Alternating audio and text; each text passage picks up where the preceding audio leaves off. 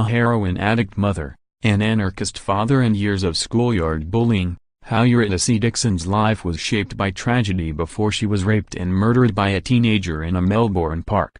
Eurydice Dixon endured a life of tragedy before she was allegedly raped and murdered by a 19-year-old autistic man. The 22-year-old was found dead in Melbourne's Princes Park in the early hours of Wednesday morning.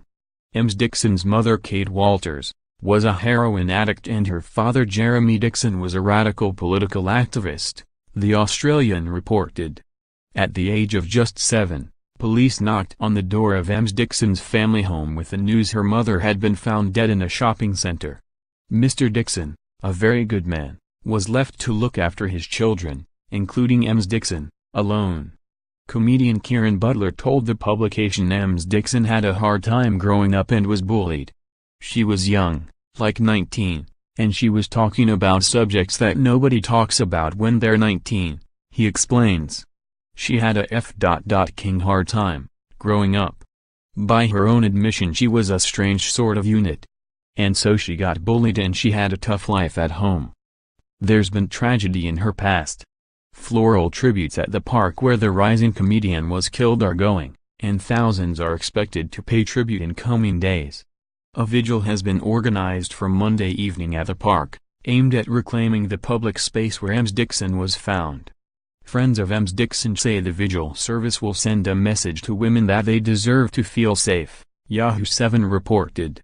She left Highlander Bar in Melbourne's central business district with her boyfriend of 4 months, Tony Magnuson, shortly after she finished performing a comedy show at the popular venue at around 10:30 p.m.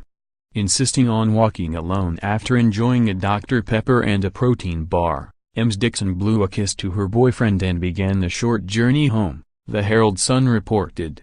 "I'm almost home safe, HBU, how about you?" she wrote to Mr. Magnuson at about midnight. But she would never make it home. Her accused killer, Jeremy Dixon, handed himself into police on Wednesday night and was charged over the alleged murder and sexual assault on Thursday morning. The 19-year-old has been remanded in custody to reappear in Melbourne Magistrates Court on October 3. Victoria Police will spend Saturday at the park to talk to the public about safety. Victoria Police would like to reassure the community that they can go about their usual business, the force said in a statement.